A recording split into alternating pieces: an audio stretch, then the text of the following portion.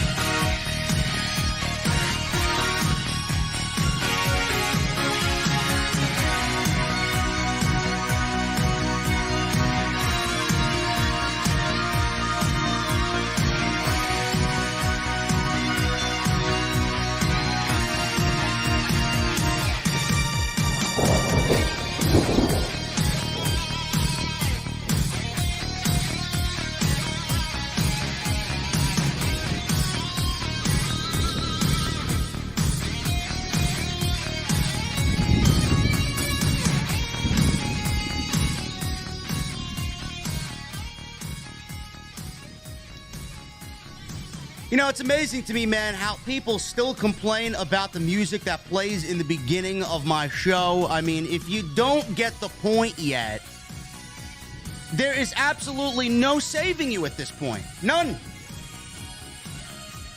That's the one thing you want to complain about, man. Would you rather me be as boring as everybody else? I mean, who else looks like my show? Please continue to complain, man. I laugh at it, man. I really do, man.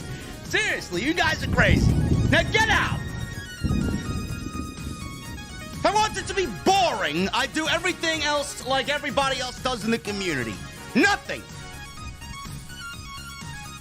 Happy Thanksgiving.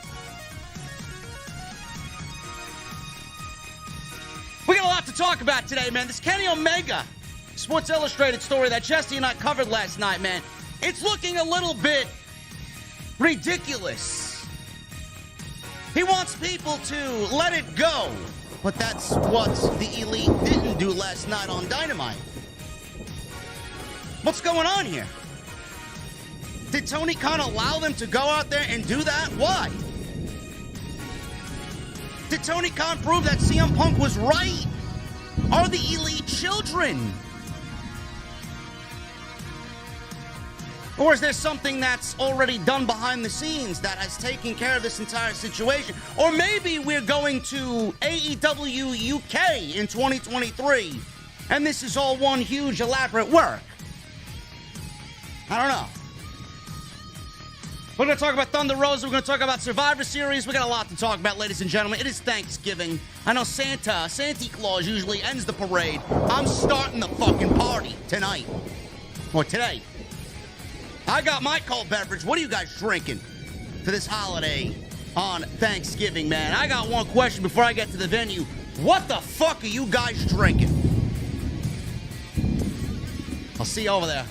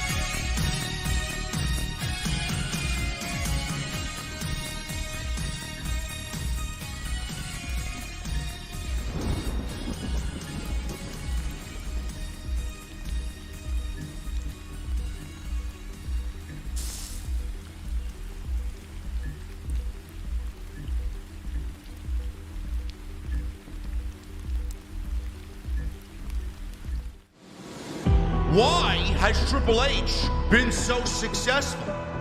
Why is Triple H running WWE better than Vince McMahon and Bruce Pritchard on Monday and Friday night? Long-term booking.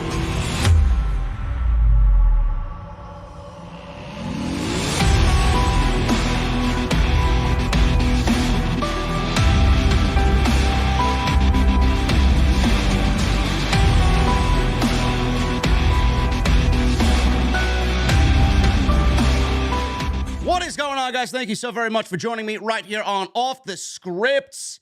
This is episode 454 for your November 24th, 2022. I am your host, JD from New York, as always, coming to you live from the OTS venue on this Thanksgiving Day.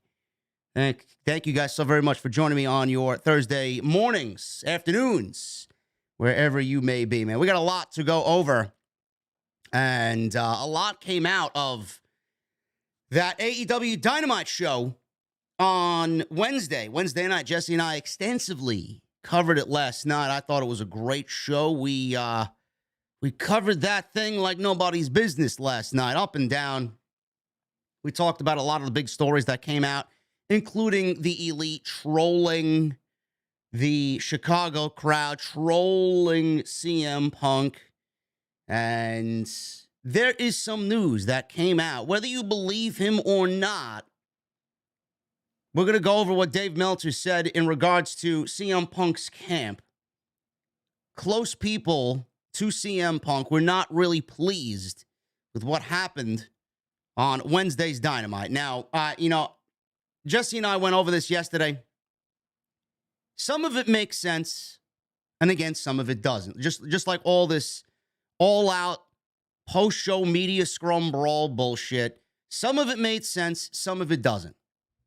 And we're going to go over why I think there is just uncertainty in all of this. There's some hypocrisy thrown in there. It doesn't make sense. It really doesn't. On one hand, I get why they did what they did, but on the other hand, I don't know why Tony Khan would allow them to go out there and do what they did, really. I don't know. Unless things are squashed, unless things are now able to move forward, or unless this is one huge thing and Punk is planning to come back, I don't get it. I don't know. It's up to you guys to side with Punk or the Elite. Where do you fall?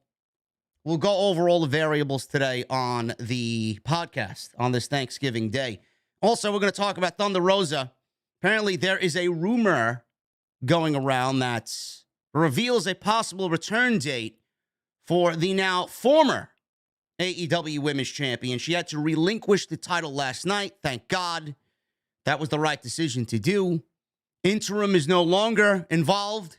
Jamie Hayter is the undisputed AEW Women's Champion. Toni Storm will be recognized as an undisputed AEW Women's Champion during her reign, even though she still ends up getting the shit end of the stick. She got fucked over, no matter how you look at it.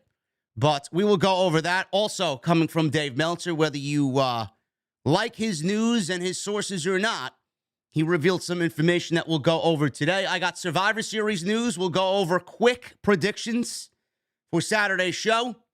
And we got a lot more to get into on this podcast, man. So I thank you guys very much for joining me on your Thursdays. Should be a fun stream. It's going to be a busy weekend, man. We got Survivor Series coming up. I'm very excited for War Games. Very excited for War Games. I will be live on Saturday night after the show is over immediately. We're going to break down everything that happens inside those War Games matches. One for the men, one for the women. Who is the fifth and final woman to join Team Bianca Belair? Some people think it's Becky Lynch. Some people think it's Sasha Banks. I don't know. We will see.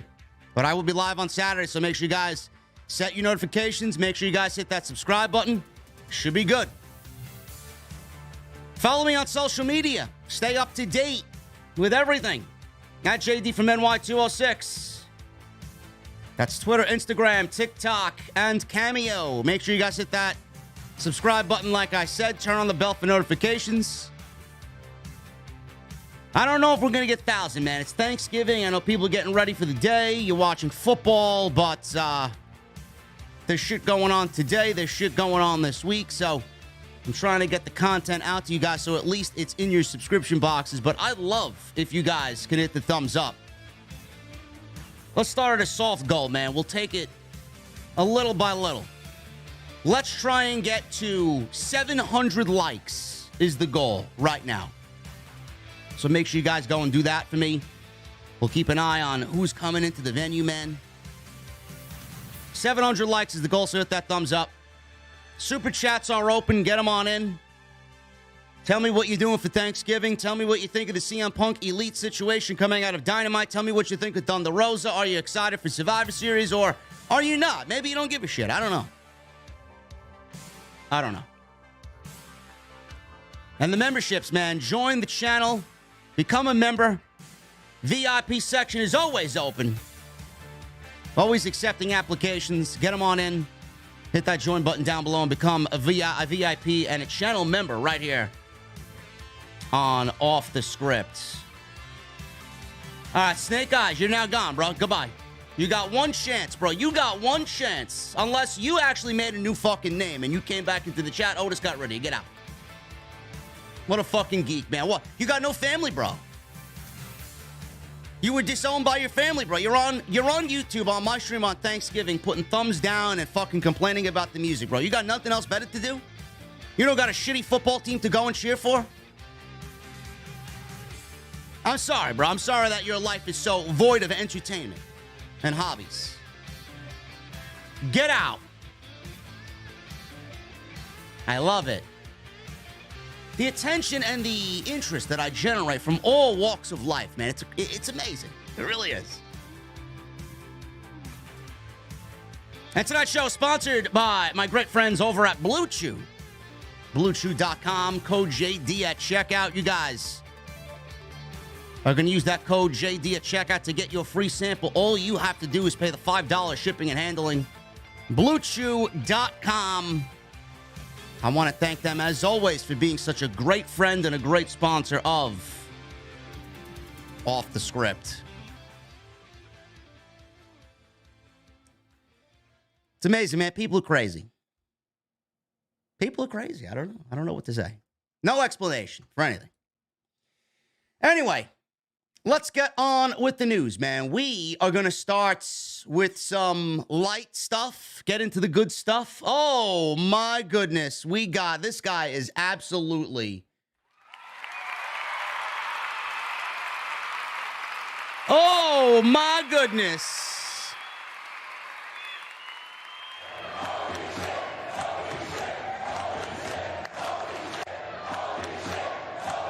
Nick Williams with a $100 super chat. We love Nick Williams here, man. Nick Williams is a fucking beast. Thanksgiving bomb edition. Omos and Turkey had a match. The Turkey won, JD. What would you do if WWE decided to put Goldberg versus Omos at WrestleMania? I would save whatever I had to eat just to sit there and fester in my stomach, Nick Williams. And I'd use that as a shit break beyond recognition. That's exactly what I'd do if that match was booked.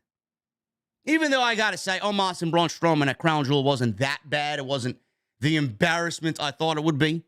But, yeah. I'd go find anything else to do until that 4-minute, excruciatingly painful match is over. And it's sad to say that Braun Strowman would probably give Omos a better match than Bill Goldberg. No, thank you. But thank you, Nick Williams, for your generosity on this Thanksgiving Day, brother. We appreciate you. We love you. And thank you very much, man. WWE, WrestleMania. We know WrestleMania is going to be in Los Angeles next year. We know WrestleMania is going to be in Philadelphia the following year. WWE is already thinking about heading to Nashville for WrestleMania if a proposed new stadium is built.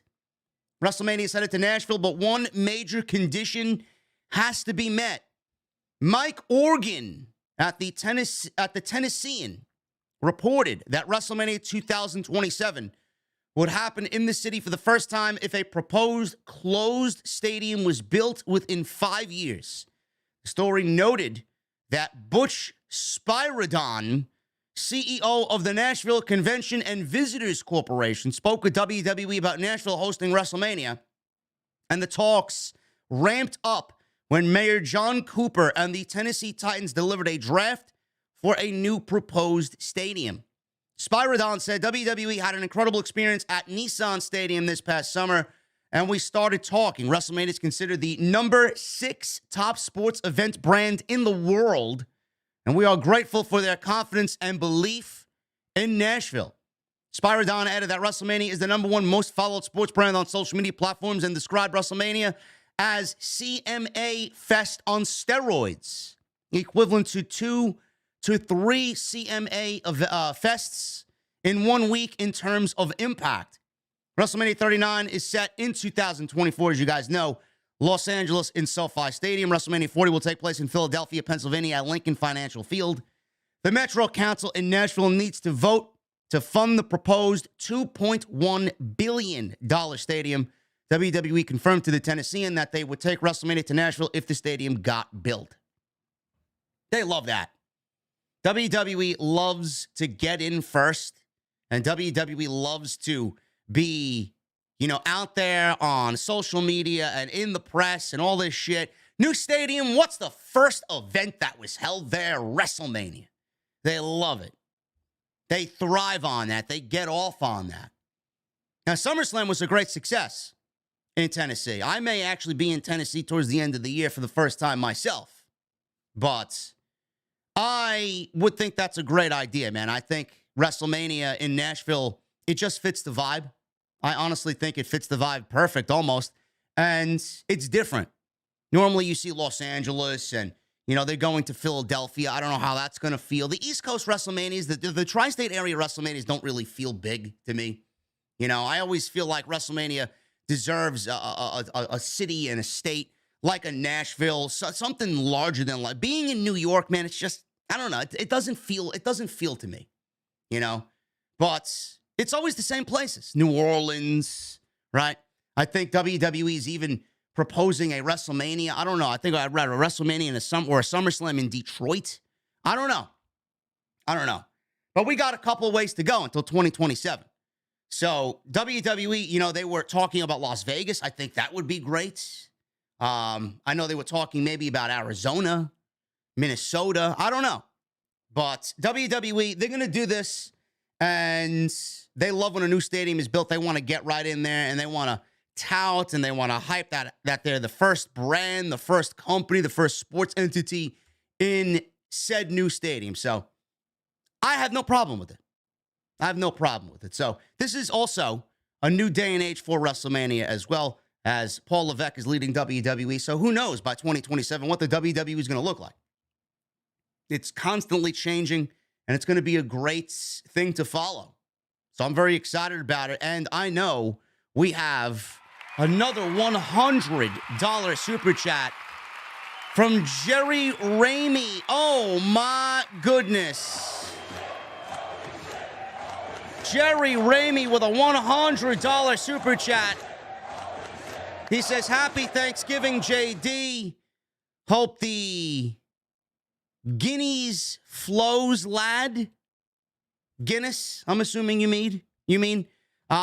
Just wanted to acknowledge my IWC tribal chief. Cheers, lad. Thank you, Jerry Ramey. Listen, man, I don't know if I'm having Guinness today, but I know I will be popping open at least one Mad Elf.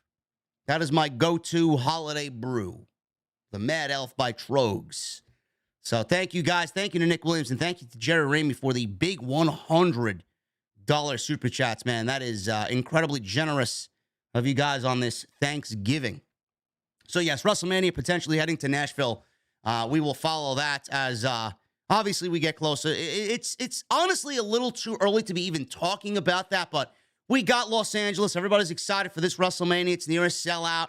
Royal Rumble, I will get into the records that they broke this week as well. We got Philadelphia in WrestleMania 40 in 2024. So, listen, they're going to do what they got to do. They want to get that WrestleMania brand and continue building that WrestleMania brand for years and years and years to come.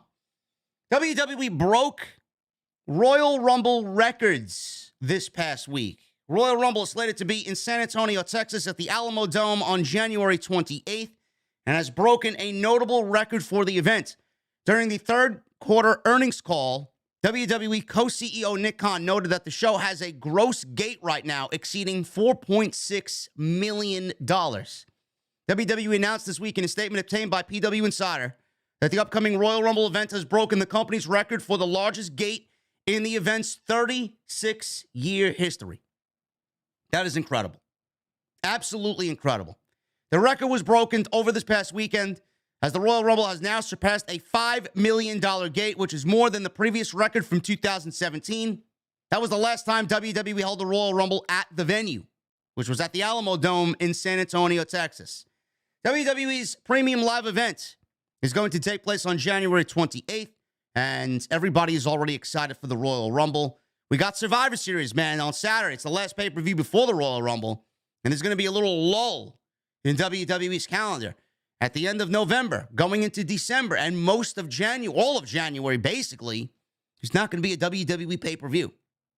So I want to see what they are going to do. Are they going to get lazy? Are they going to put a little bit more emphasis on Monday Night Raw and Friday Night SmackDown? Are we going to get some major themed shows in between there to kind of fill in for the lack of a December pay-per-view? I figured Triple H would be bringing back a Starrcade, being that he's getting rid of a TLC, which was in the pay-per-view slot in December, bringing back a Starrcade, or maybe coming up with a brand new IP, a brand new concept.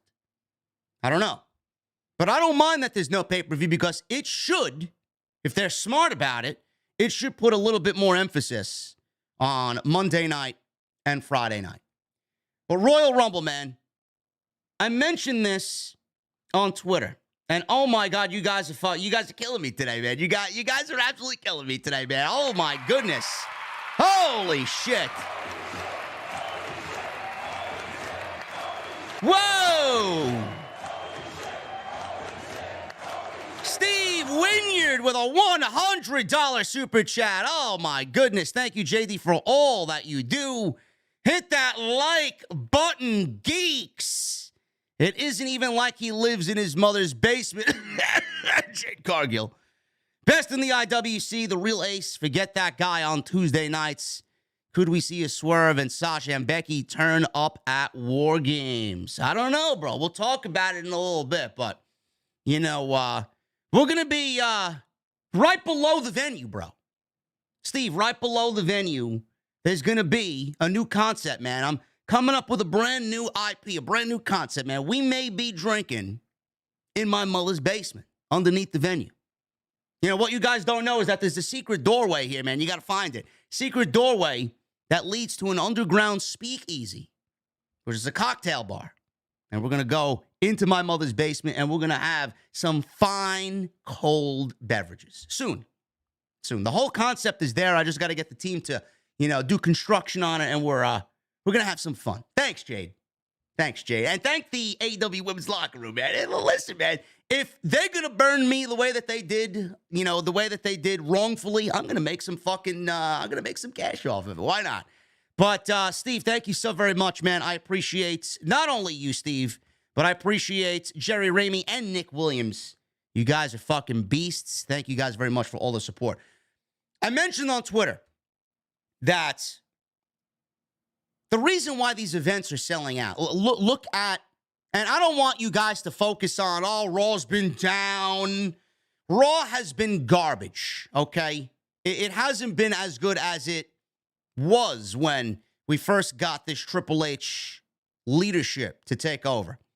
It was better than what Vince McMahon was doing. It is better than what Vince McMahon is doing. Stars are being pushed. There's new faces. But like I said on Monday, there are no risks on Monday night. There's no intensity. It's lacking something. I don't know if it's lacking vision. The vision's there. Triple H has great vision. But it's too safe. Monday Night Raw is absolutely too safe. They need to change. Can't change the time of the show or the length of the show. It's 3 hours. It's going to be 3 hours for the foreseeable future. That is not going to change at all. But they are too safe in their ways. There's no risks. There's nothing that's fresh on Monday night. It feels like that they have gone back and settled into their regular role on Monday night. The reason why these shows are sold out is because overall there's a sense of interest, an overwhelming sense of interest in the WWE product. The reason why these shows are sold out is because Vince McMahon is gone. Vince McMahon was in charge during this WrestleMania season in 2023. No, 2022, rather. 2023, Triple H is taking over.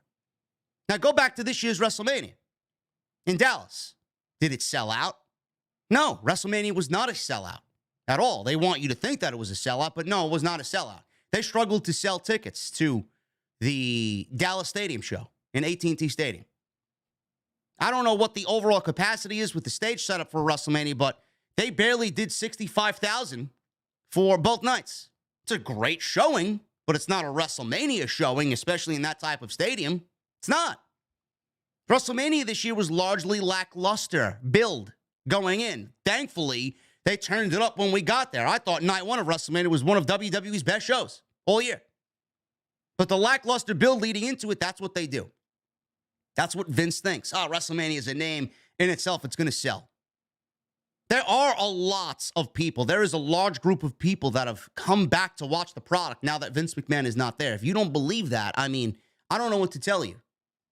He's disenfranchised many, many, many people. Triple H taking over. Triple H has gained the trust of the audience with what he did in NXT.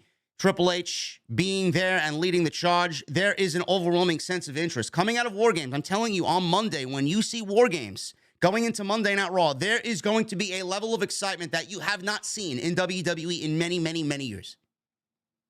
It may be a little dull right now, but this is what we're waiting for. War Games in Boston is going to be a spectacular show. There's no way that it cannot be. The reason why the Royal Rumble is sold out, the reason why WrestleMania is near a sellout at SoFi Stadium is because of Triple H. It's because of his presence and his leadership being there. That's it. Now, if you loved what Triple H did in NXT and largely agree with what he's doing on the main roster, he's not going to change shit in fucking 3 months, 4 months. I mean, that's just absolutely ridiculous to even think about. I mean, something like this is going to take at least 18 to 24 months, at least, to get things where he wants it to be. He can't roll everything out in one shot. That's unrealistic. So you're seeing little things here and there, vocabulary changes, talent changes, returns, people being featured a little bit more, new concepts being thrown about, pay-per-view schedules changing, teams backstage changing, names that were there under Vince are no longer there, things like that. I'm waiting for them to get rid of Bruce, but, that time is coming. But those things are the safest things are the ones that he's going to change. He can't do everything in one shot, otherwise it's going to create uncertainty with the shareholders. Even though I think right now they trust what he's doing because the ratings have been up. Monday Night Football is obviously hurt, but the ratings have been up. SmackDown's ratings have been up. Interest in the product's been up. Social media numbers everything is up. Their stock is up. The reason why Royal Rumble and WrestleMania are near sellouts already, and we don't have anything announced, is because this is the Triple H effect. This is Triple H's first WrestleMania season. If you don't think he's saving all his resources, if you don't think he's waiting for that loaded gun to fucking pop off for WrestleMania season, you got another thing coming. It may be dull now, and some of it might not be interesting now, but he is storing what he needs to for the rest of the WrestleMania season upcoming. And that's it. That's my opinion on the matter. You guys are absolutely fucking killing me today, man. Holy shit. JLD with a $100 super chat. Oh, my goodness. And MGM Ballin with a $100 super chat. JLD, what's up, JD and OTS family? Wanted to wish you all a happy Thanksgiving. Even though I'm not always here live due to ongoing family issues, you will always have my support. Thank you for all that you do, bro. Hashtag OTS for life. JLD, thank you so much, brother. And MGM Ballin with a $99.99 super chat. Happy Thanksgiving to my OTS family. Appreciate everything you do, JD. Keep entertaining like always. OTS forever. Thank you guys very much, man. Taking my stream and leaving me speechless, man. Wow. Thank you guys very much, man. I appreciate everybody here that's tuning in to spend a little part of your Thanksgiving with me. So, yes, Royal Rumble WrestleMania sold out because of the Paul Levesque Triple H effect. No doubt about it. Sasha Banks. Sasha Banks' name is now being raised as a possible fifth woman to join Bianca Belair. Now, I threw it out there that, and this is because of Sasha, she said that a big November is coming. She's super excited about November. Whatever that meant, when she said it, I don't know. I said maybe she's going to show up at War Games. I still think that she will be present in War Games or at Survivor Series, one or the other. It's in Boston, for Christ's sakes. So I think that she will show up in Boston.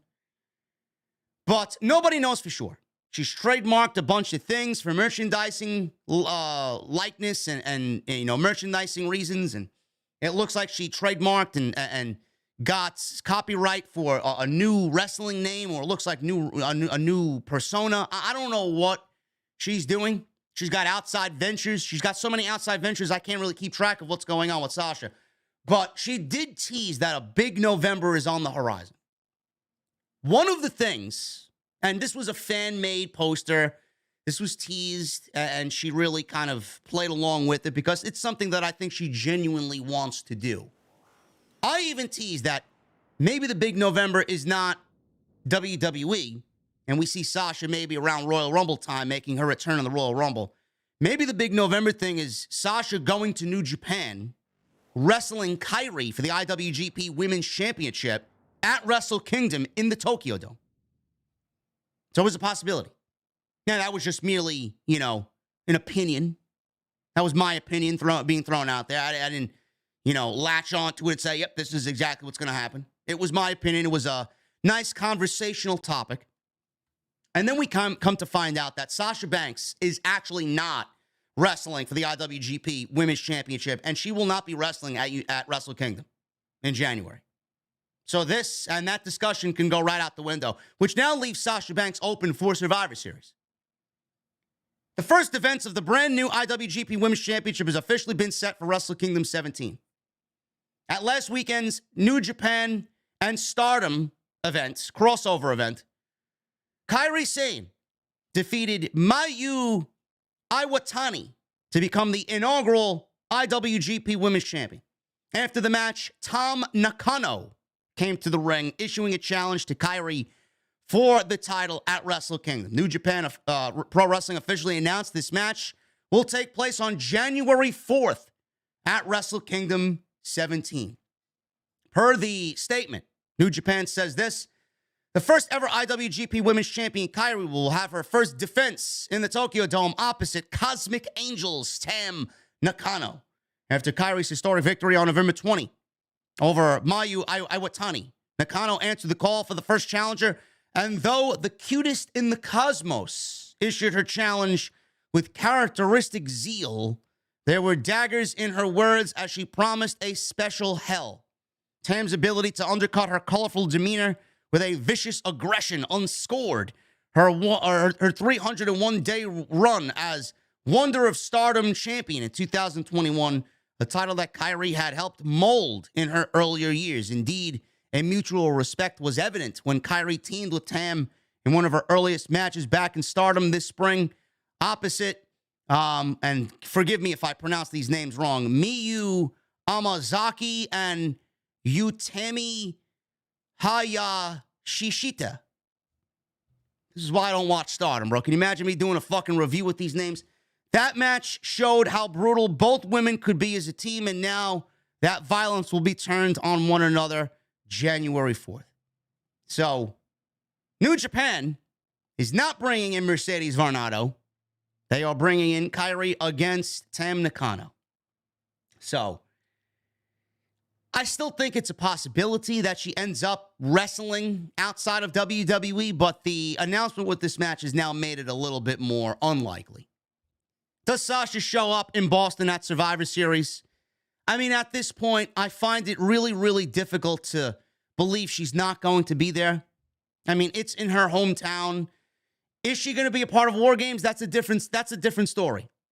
That really is. Right now, the way the card looks, I don't know even where she would fit. I've been preaching that I feel in my bones that Alexa Bliss is going to turn on her team and just say, fuck this shit. I feel like that's the best character change for Alexa Bliss. Who the fifth woman's going to be? It could either be Sasha. It could be Becky. It could be both Sasha and Becky. You would have 3 of the 4 women, 3 of the 4 horsewomen in that War Games match. I mean, I wouldn't have it any other way, man. The way I've been seeing it, and the build, yes, has been lackluster. The excitement around the women's match and the excitement around Damage Control really hasn't been there. But I'm looking at this as a performance that is going to be talked about, especially in the light of the women's revolution, something that's going to be really special. This could be the moment where they kickstart a whole new revolution. for women's wrestling in WWE because this is the first ever War Games, and the women are getting a War Games match for the first time on the main roster. Why wouldn't Mercedes want to be a part of that? I don't know. If you know, and listen, I don't know Sasha personally. I don't.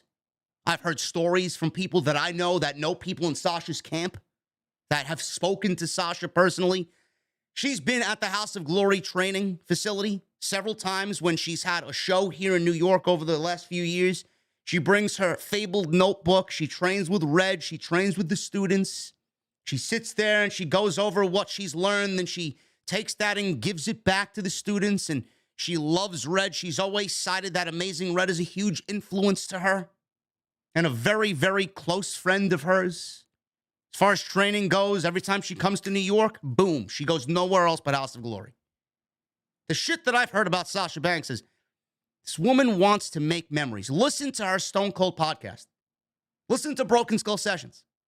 Everything that this woman has said just is ingrained in wanting to make memories. She wants to be a part of history. She wants things that she will be a part of that people will look back on when she is no longer here. And she's already accumulated quite the resume for that already.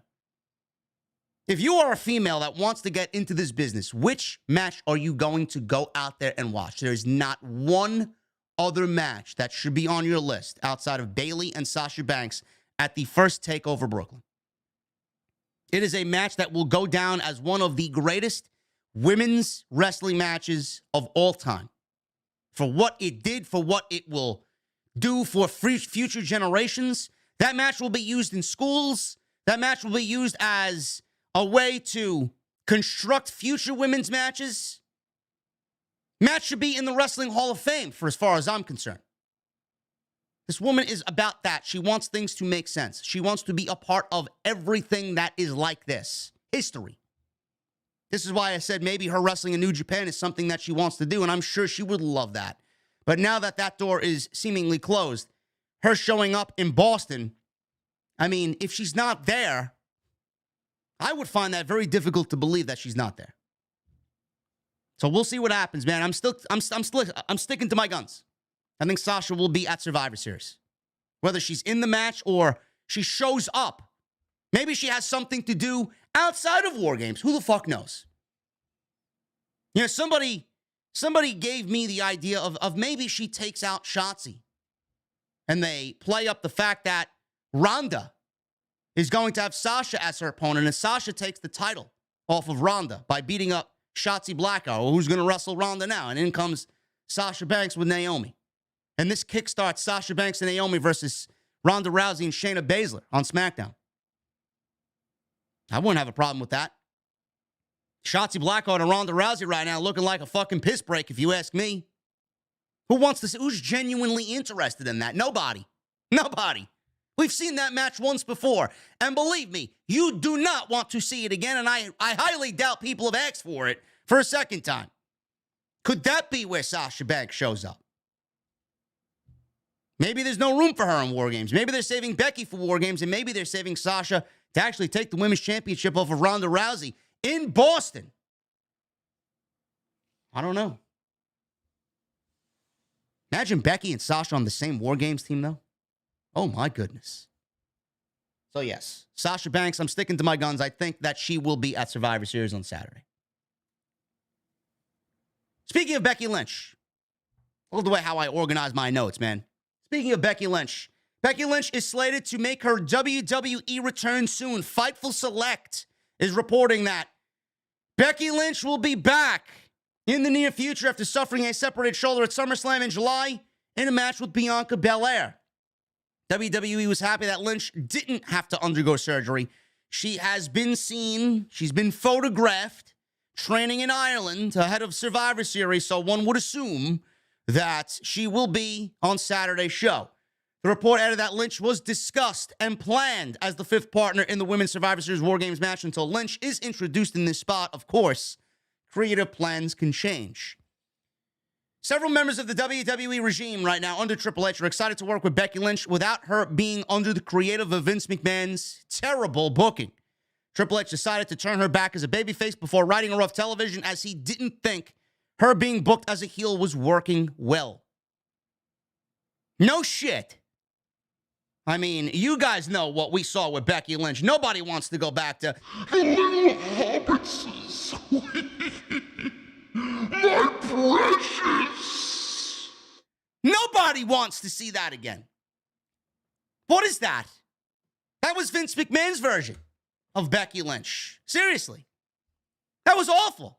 She came out wearing those ridiculous outfits that people thought were fashion statements. Get the fuck out of here, man. She looked completely... It actually turned people off because of how difficult it was to even look at her. People had no interest in that at all. She sounded ridiculous. She sounded exactly how I just sounded, reciting lines from Lord of the Rings. It's like Bruce fucking went on a Lord of the Rings binge over the weekend and said, yep, that's what Becky Lynch needs. She needs to sound like Gollum from Lord of the Rings. Give me a fucking break. I'm not here to fucking listen to some small creature that lives in a cave talking about a golden ring while Bilbo is trying to fucking solve riddles and puzzles with him. Give me a break, bro. Becky Lynch, the way we need Becky Lynch is what Becky Lynch was when Nia broke her face. That's what we need. We need not the man. I think that's cringe too. The man, Becky. Get the fuck out of here. Seriously, get out of here with this garbage. We need Becky Lynch as that rough and tough badass that's not going to take bullshit from anybody. And the Becky Lynch that cut a genuine, heartfelt promo that really had fans on her side because not only could they relate to her, but they believed in what she was saying. That's the Becky Lynch we need. And Triple H realized that. It's like, Jesus fucking Christ, my father-in-law is a complete blithering idiot. What the fuck did he do to you? Come back as a heel? Nobody wanted to boo her. And you take people like me who was in favor of Becky Lynch and turn them against Becky Lynch. That's all that did. Will she be the mystery partner? It makes sense. She was the last person that we saw with Bianca, siding with Bianca. Out of sight, out of mind. She's been off TV since July. Do people still want to see, or I should say, are people thinking about Becky Lynch in this spot? I don't know. But the roads have been paved for it to be Becky Lynch. Damage Control showed up for the first time together at SummerSlam at the end of that match. Who was standing next to Bianca Belair? Becky Lynch. Boom. So storyline-wise and just War Games-wise against Damage Control, now that they've grown with some alliances in Nikki Cross and Rhea Ripley aligning herself with Damage Control because of Mia Yim being on Bianca's team, it makes sense. It does. So, again, listen, I don't know. It could be Becky, it could be Sasha, it could be both. I do think that they both end up being at War Games, though. This is a huge statement show. You think Triple H is going into the show for the first time ever, not looking to make a statement? He's going to blow the roof off that fucking place. He's going to put everything he can into this show because not only is it his first War Games and he wants people to remember it. Motherfucker, this is a first impression. What do I talk? I always talk about first impressions. Triple H is going to give you a first impression that is absolutely going to blow you away. And it's the last pay-per-view of the year. You don't want to go out with a bang? There's going to be a lot of shit that happens. It's going to be like, oh, yeah, I can't wait to talk about that. Montez Ford, speaking of Bianca Belair, Montez Ford's been out of action for at least 2 months, as in early October. He was seen sporting around a walking boot on an episode of Monday Night Raw. Both he and Bianca Belair appeared on a Today show this week where it was revealed he's been dealing with a calf injury. The good news is that he noted he's feeling 100% and is expected back soon. Ford added that he's looking to win the Undisputed Tag Team Championships alongside Angelo Dawkins. Yeah, good luck with that. Yeah, that time is in the past. It's all about KO, and it's all about Sami Zayn at WrestleMania. We've seen Street Profits and Usos how many times before? We don't need to see it again. 100% now, he says. I should be back pretty soon. You know, just picking my spots and making sure when I arrive, the mission is still at hand, which is with my right-hand man, 100 grand, Angelo Dawkins. That's getting the Undisputed Tag Team Championships back. And they just say that just to fill in the interview holes and the narrative on a show like today. Bianca Belair and Montez Ford also announced that they have a new reality series coming to Hulu, and the process is about to be filmed. Ford's last match happened on September 24th at a WWE house show. One thing I want to see Triple H really take and elevate going into the last portion of the year and into 2023 is the tag team division. Can't do that without the Street Profits. All this talk about Montez Ford and him breaking away from Angelo Dawkins, this only made Angelo Dawkins a little bit better. I've seen Angelo Dawkins work as of late. Clearly, his presence and Montez's presence has been missing on Monday Night Raw. That's one of the things that has been missing. Angelo's gotten himself in better shape. He's gotten a lot better in the ring. He did not like all the talk about Montez being the guy, being the Shawn Michaels of the group, and then he be the Jannetty of the group. Nobody wants to be the Marty Jannetty of any group. He took great offense to that. And he used it in the best way possible. He used it as fuel to get himself better. Like, motherfucker, I'm going to prove all these motherfuckers wrong. This is exactly what he did. I was never in favor of breaking up the Street Profits. Why? Why? Why do you want to break them up? Now, granted, WWE has a ton of new teams and trios thrown together. Tag team division could really be fucking... The tag team division in WWE could be better than the one in AEW if they actually applied what they need to do. That is, get one set of titles that float between Raw and SmackDown, merge the fucking divisions. You would merge the divisions just by creating one set of titles that float. Have some of these teams appear on Raw. Have some of these teams appear on SmackDown and vice versa. Fix it. Fix it. You talk about your King of the Rings. You talk about your Queen's Crown or your Queen of the Ring tournaments, your SmackDown World Cups. I'd love to see a tag team tournament. That's what I'd love to see. Something that really kicks off the tag team, the rebirth of the tag team division. I don't know why anybody's talking about breaking up the Street Profits. They are better right now. They are better together. You will know, believe me, you will know when Angelo Dawkins and Montez Ford are no longer needed as a pairing. Right now is not the time. Montez has the qualifications to be a breakout guy. Believe me, we all see it. We all know it. Angelo Dawkins, he's not quite there yet. He's not. Has he gotten better? Absolutely. But you want to break them up when they're about even. You want to break them up when they're comparable to each other. Because right now, Montez is here and Angelo Dawkins, you know, you may not want to hear it, is here. People are always going to gravitate. Who's the star? Montez. You got to get them a little bit closer to each other. And right now, that's not the time. Especially if you're reimagining the tag team division and you're redoing the tag team division and you're adding new teams to the division that they have not wrestled yet. You can imagine Street Profits versus Imperium. Street Profits versus Brawling Brutes, right? Or Street Profits versus Judgment Day. What are we doing? We're talking about breaking up one of the best tag teams in the company for what? With all the returns that they have coming back in, where's Montez going to be slotted in? United States title? Intercontinental title? Their value is as a team right now. It's not time to break them up yet. Triple H, speaking of Judgment Day, Triple H sees Finn Balor as a reclamation project. Finn Balor has been booked strongly by Triple H over the years, whether it was his first run in NXT or his return in 2019, because he requested to go back down there, and then Vince McMahon surprisingly sent him back down there for a second run. He was a dominant champion.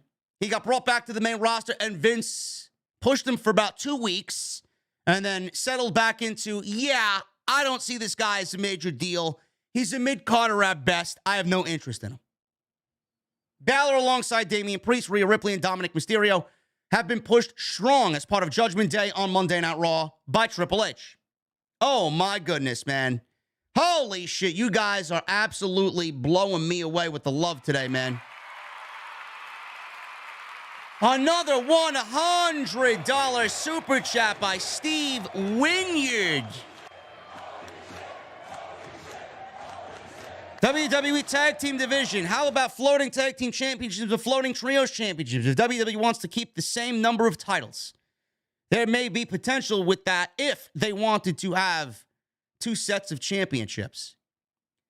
I think adding a trio, Steve, though it's a great idea, because I think WWE would really do it good. If they want to add trios, it may be a little too much. They would have to eliminate some titles if they want to add trios. Because right now, the way we see it, I think WWE has too many championships. They have the Undisputed Tag Team Championships, which realistically should be 1 set of tag team championships. They need 1 set of tag team champions, and that's it. They need 1 set of women's champions. That's it. NXT Tag Team Champions, why? I've been saying this from day one. Why do they even exist?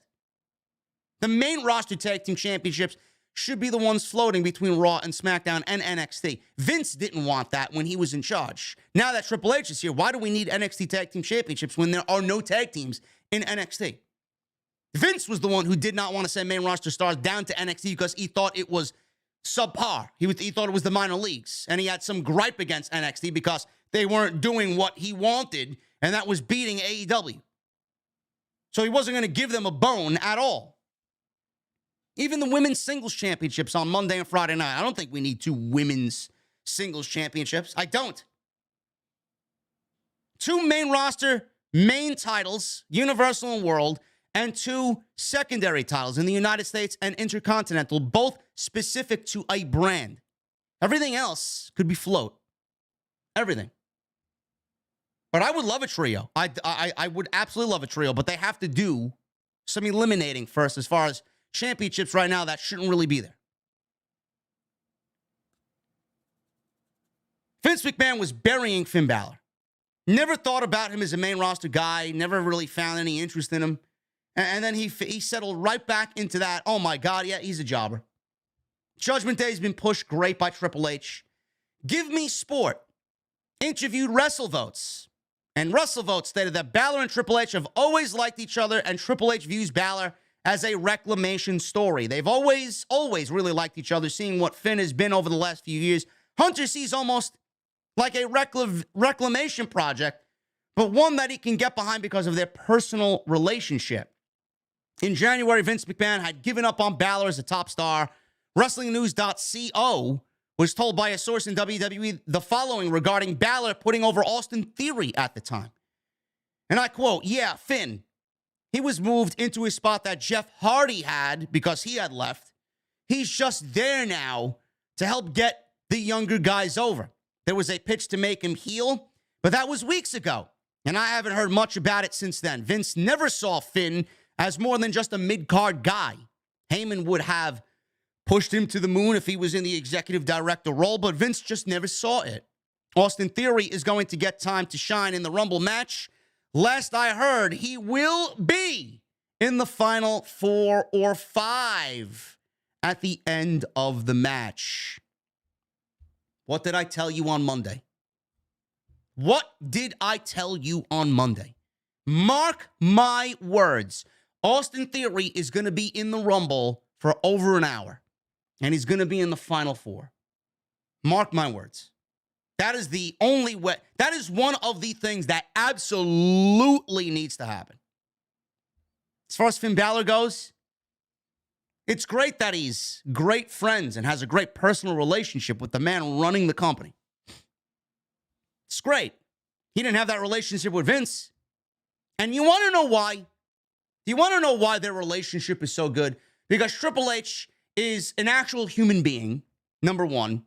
Number two, Triple H sought after Finn, or Fergal, into NXT. He's now Finn Balor. He went out, brought him in. Finn was at the absolute height of NXT. And the most important thing of all is when Triple H brought in Finn, he excelled at every single thing Triple H put him towards. Getting over with the audience, creating this new character for himself in the WWE universe, getting over with the fans, slightly changing his style, never complained about anything, always showed up to work. You never heard a single story about Finn Balor complaining about anything. Was he unhappy? Maybe. Who wouldn't be if they're being misused the way that Vince was misusing him? But the one thing as to why this story holds credence and some weight and some validity, and the great personal relationship between Triple H and Finn Balor that wasn't present with Vince, is because there is trust. Everything Triple H has asked Finn Balor to do, he's gone out there, no complaints, and has done it to the absolute best of his ability. So when Vince was gone and Triple H took over and Triple H saw Finn just floating in the middle of nothing, he's going to take care of his guys. Because Triple H has been watching from afar. He's been listening from afar. He is going to take... Finn Balor was one of the most misused acts in the entire company. And I don't give a fuck how old he is. He's over 40. But that doesn't mean he's worthless. You got to be kidding me.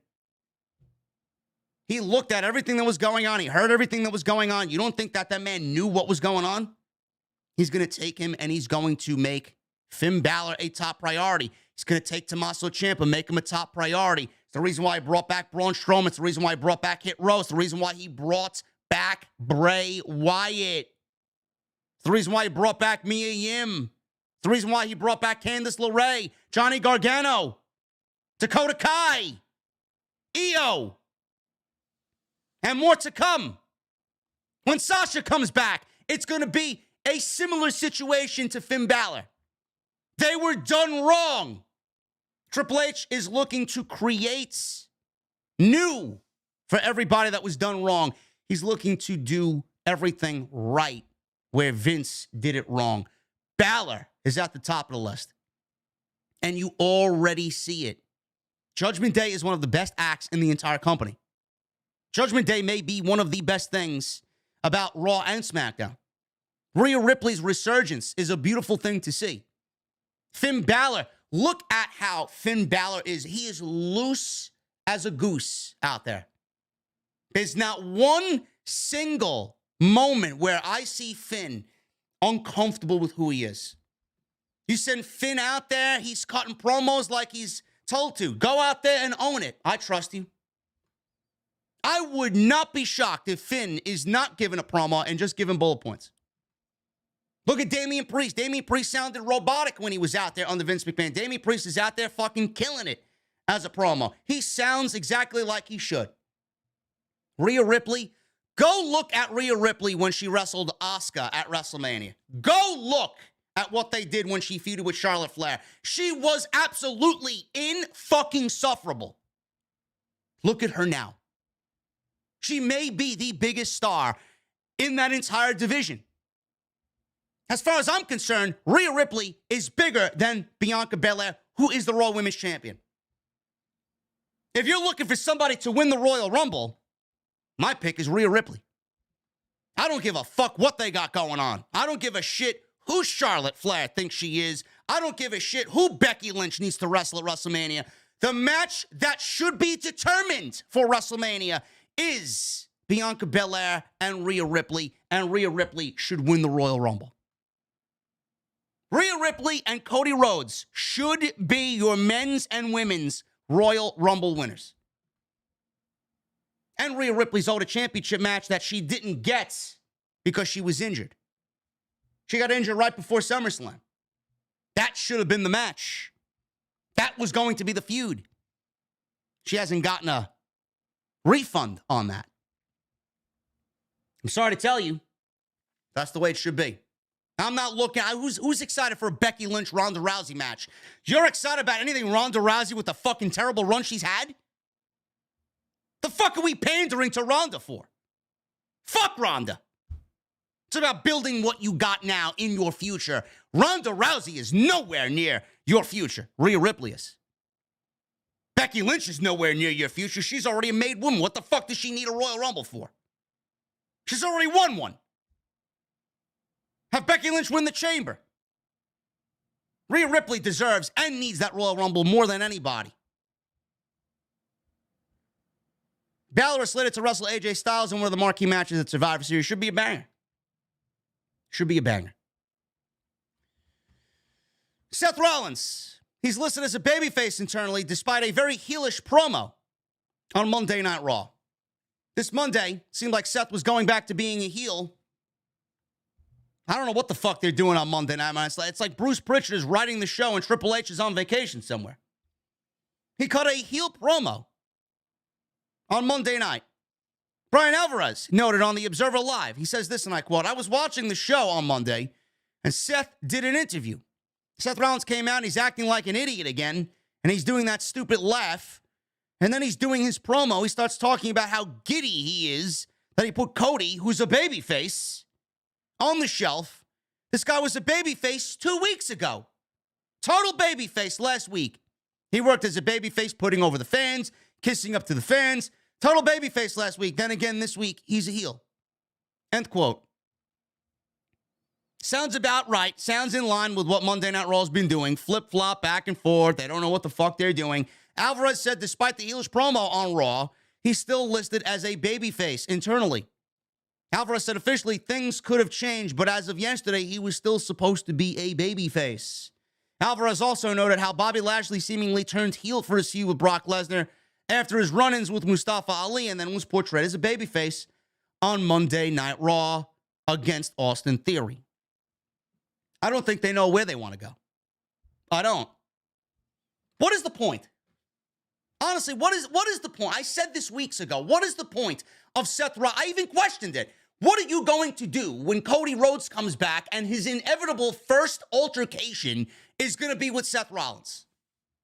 Now, we don't know what's going to happen. We don't know if Cody's going to win the Royal Rumble and challenge Roman. We don't know. I wish it was the case. That's what I want.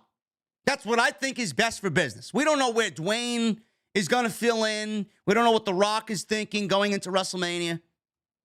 If Cody does not get Roman, who's Cody going to wrestle at WrestleMania?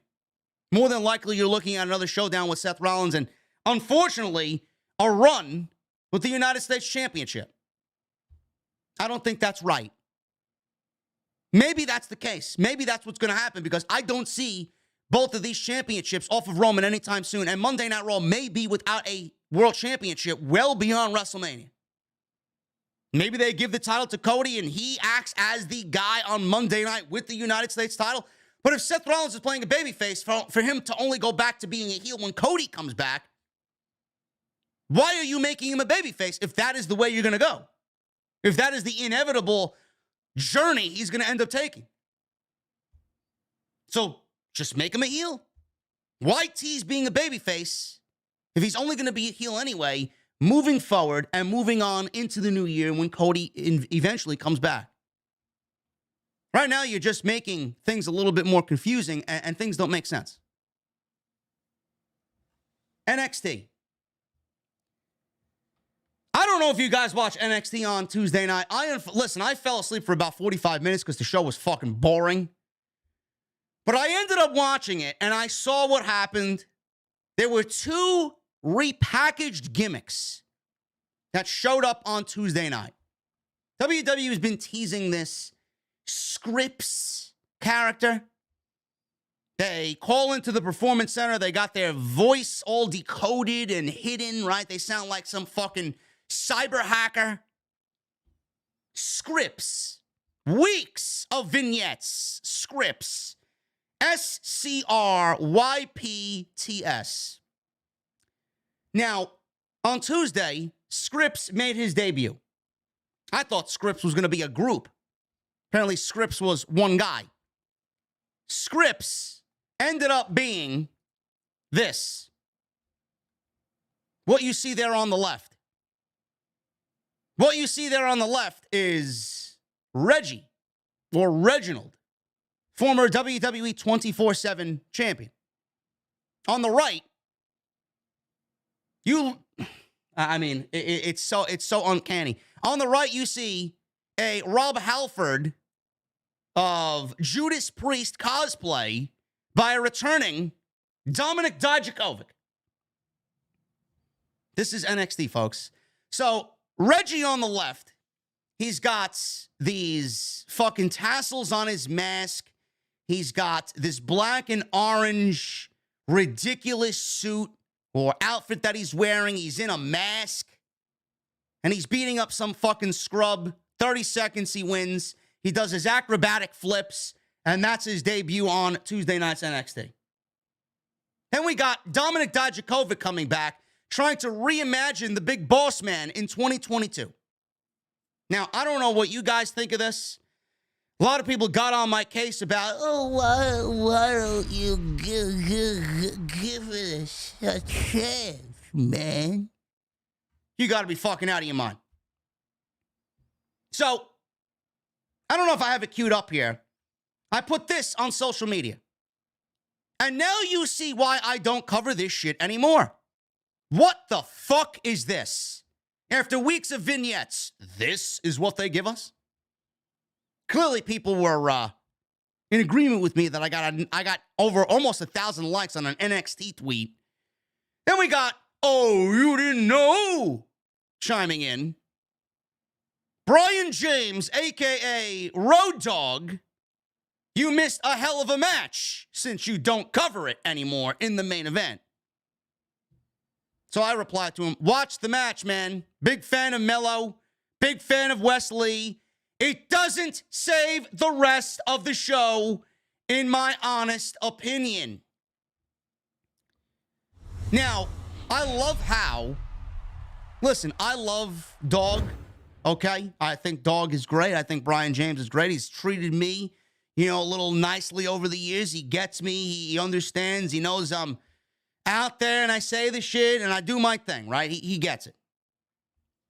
But the fact of the matter is that anytime you say anything negative about anything that's on TV, I'm paying money to watch your show. I'm not watching your show for free, okay? I pay Verizon, which is my cable service, a fee every month to get access to the USA Network. I'm paying to watch USA Network. I pay Peacock $9.99 a month to watch NXT premium live events. I have every given right to call it what it is dog shit. So for him to go on social media and be up in his fucking feelings about, oh, you don't cover it anymore, but you missed one hell of a main event. I'm sorry, I didn't mention Carmelo Hayes. I didn't mention Wesley. Where the fuck is everybody when I'm praising them during their ladder match? All the praise that I give certain individuals goes unnoticed. It's only the negative that they focus in on. I never mentioned anything about Carmelo Hayes or Wesley. Every time I say something fucking negative, there's someone complaining about my fucking opinion. I'm sorry if you're upset with my wrestling opinion. Want to get me fucking started? What is this shit? What is this shit? I get you're a company guy. I get people that are working there are proud of the work and the performers that work there. What is this? What is it? This is something that you're proud of? I don't know what the fuck you watched, but I looked at Reggie not wanting to be there. It was written all over his face and in his eyes. You sent this guy out there with weeks of vignettes that had something of hope and promise and something cool. To send him out there dressed as a fucking circus freak in a fucking mask that I don't know what the fuck it resembles. You killed this guy's career before it even started. And I'm not saying I wanted Reggie on TV. Who the fuck asked for Reggie on TV? Not me. Reggie is useless. If I want to see what he does in the ring, the fuck do I need to watch Reggie for? I could go watch a circus act. I could go watch some Ricochet match where somebody does it better and professionally. Reggie?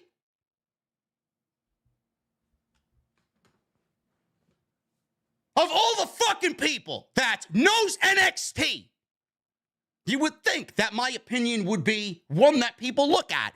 There are people out there that continue to think that this version of NXT is good television.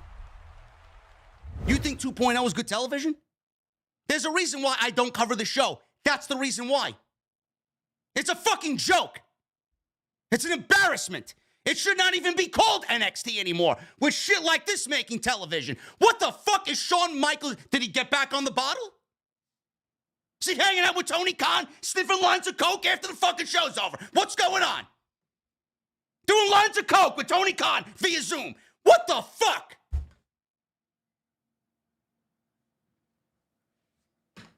That is awful. I'm sorry. If you are out there, I swear to God, man, there are people out there that think this is a good show. If you are out there that enjoys NXT the way that it is, my God, man, you have the worst fucking taste in pro wrestling ever. Ever. Why would you expect me to watch and accept this show? Oh, you gotta accept it for what it is. What? Dog shit? Dog shit. We go from the days of Bobby Roode and Undisputed Era and fucking Adam Cole and Samoa Joe and Shinsuke Nakamura and all the great takeovers to scripts.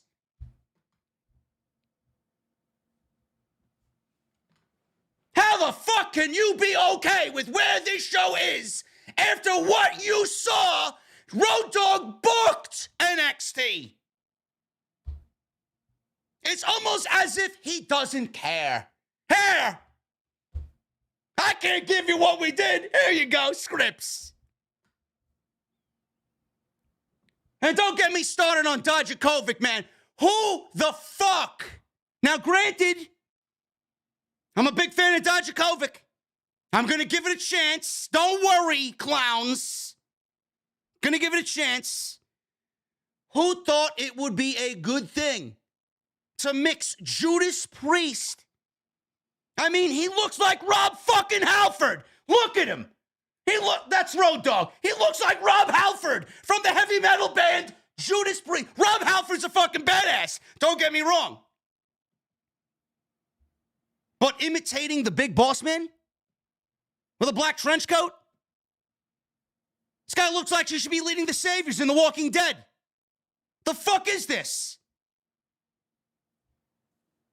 You hear the jail cell door close when he's attacking Wesley at the end of the fucking match? Holy shit, man. If this is the level of creativity in NXT, Shawn Michaels really may need to have his head examined. These people were a part of the biggest fucking boom in pro wrestling under this black and gold era. And now, look at them. It's almost as if they forgot what happened. How the fuck can you put this shit on television and deem it NXT worthy? There's out of 2 hours, there may be one or two things I like about this show. Carmelo Hayes and Wesley are two of them. Tony D'Angelo, great. I'm growing on Von Wagner. Braun Breaker's all right. Some of the ladies are killing it, right? But holy shit. God, there's a reason why I don't watch this show anymore. Look!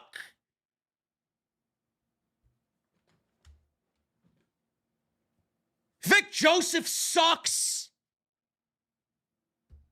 Ah! So he calls his fucking matches. Sounds like he's busting a load. Then he got Booker T over there. Shucky, shucky, quack, quack. Fuck out of here. Jesus fucking Christ. I came from the Mauro Ranallo, Tom Phillips, Nigel McGuinness era. Everything you do has no feeling, no passion, no love. That Full Sail crowd is fucking leagues beyond better than what we're getting at the Performance Center. Leagues. Oh, but it's the same people. They pick it up from Full Sail. No, it's not the same fucking people. You think the same fucking people that enjoyed old NXT are in that crowd? Fuck out of here, man. You gotta be on fucking drugs if you think that's the case. The people that attended Full Sail actually had taste. The fucking people that sit at the Performance Center, I don't know where the fuck Orlando's hiding them, but Jesus fucking Christ, man. All of those people, collective IQs, are as fucking low as the goddamn trash can sitting outside the Performance Center. That is not the same group of people. Nowhere even close. Awful. NXT should be fucking canceled. That's how much of an embarrassment it is. Shucky, ducky, quack, quack. Fuck out of here. Show sucks.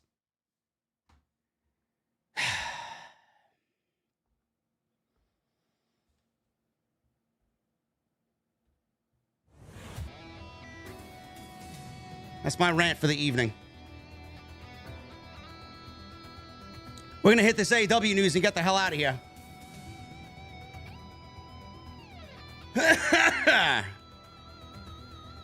We got 1,500 people in here, man. We got 700 likes. I said the goal was, what, 700? There you go. You guys hit it. Can we try for 1,000? Can we try for 1,000 now, man? Hit that thumbs up. Memberships are open. Get them on in. Hit that subscribe button down below. Turn on the bell for notifications. And make sure you guys follow me on social media at JDfromNY206. That's Twitter, Instagram, TikTok, and Cameo. Appreciate you guys joining me on this Thanksgiving Thursday here on NXT. Now, not on NXT. On NXT. No, see, now I got NXT on the brand. I'm off the script. Oh, my goodness. I just ranted big on NXT. Anyway. Moving on, man. Moving away from scripts. There's some AEW news, man. Kenny Omega wants everyone to move on. Jesse and I talked about this yesterday. Kenny Omega said that this isn't Kenny Omega and the Young Bucks against CM Punk. He says in a Sports Illustrated interview that he urged the fans and encouraged the fans to move on from this situation. There are things that no one can talk about. So I would encourage people to let it go. It doesn't change that we want a team effort in AEW. I don't even mean myself and my opponent. It also means the referees, the fans, the people who set up the ring, everyone. Even a technical error can ruin the memory of a match. I can refer back to the exploding barbed wire death match. So I encourage people to move away from it because there is no information to be released. Though I cannot talk about it, I do want fans to know that I still want the best for professional wrestling. This isn't Kenny Omega and the Young Bucks against CM Punk. It is people trying to show off their craft. You can boo Kenny Omega, you can boo the Young Bucks or CM Punk, but I hope people don't forget we're human beings struggling to show our art. Now, that was released yesterday. Sports Illustrated document released yesterday. Then we get the match. We get the trios match with the Death Triangle and the Elites. This is match number 2 of 7, potentially, in a best-of-7 series. And the Death Triangle go up 2-0 over the Elite. During the match last night, there were chants of CM Punk. There were chants of fuck CM Punk. There were throwbacks to all the situations that happened in the post-show media brawl. There was Kenny Omega biting Pac on the arm. There was Matt Jackson botching a CM Punk lariat, buckshot lariat. There was other things thrown about the match that they kind of took from the brawl at the media scrum and applied it to the match. There was a GTS in there. They trolled CM Punk with his GTS. He delivered the GTS, and he got a 2 count out of it to Kenny Omega. I mean, there were just little Easter eggs in all of that match. So clearly, when Dynamite was over and Dave Meltzer reviewed the show with Brian Alvarez, news article came out from The Observer that they said people close to CM Punk are not happy about the Elite mocking him during AEW Dynamite. So Dave Meltzer stated on Wrestling Observer Radio that he heard from people close to CM Punk that they were not thrilled with what they saw on Dynamite. Now, I need to make reference, and I need to mention that this was not directly from CM Punk himself. This was from people close to CM Punk. Who that is, how close they are, nobody knows.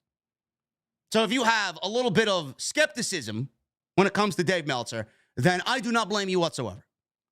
So this is Dave Meltzer from people that he heard from that are close to CM Punk, not Phil Brooks himself. He says this, and I quote, "I know that there's people close to CM Punk that, boy, ... we're not happy with that six-man tag team match," Meltzer said on the Wrestling Observer Radio. That was it. That's all he said. That's all he had to say about the aftermath of this trolling that the Elite did. Jesse and I talked about this on Wednesday. I brought up the question of, and rightfully so, because this is just something that naturally crosses my mind. With all that they did in that match, is it something that leads people to believe that there may be some reconciliation on the horizon here? And the reason why I brought this up, as part of the discussion was because I just don't understand why Tony Khan would allow the Elite to go out there and do what they did all throughout that match and punk CM Punk, troll CM Punk in Chicago the way that they did, calling back to basically everything that was in the reports, everything that was investigated. I don't get it. Tony Khan, after all of it was over, stripped Punk of the title. He would have been stripped of the title anyway because he was injured. CM Punk's name was not even uttered. None of his likeness was uttered and shown on AEW Dynamite. They took Punk and Elite out of the fucking info, or the intro. All likeness of them were removed from the intro to AEW Dynamite. None of their names were mentioned for months on AEW Dynamite. Nobody talked about the situation. Tony Khan, every time he was asked about it, would not mention a fucking thing. He would not answer any questions from any fucking geek podcast, from Barstool, from ESPN, to Sports Illustrated, to Ariel Helwani, who went on record and said Tony Khan was the most frustrating interview he ever conducted. He would answer nothing. Busted Open Radio, he would answer nothing.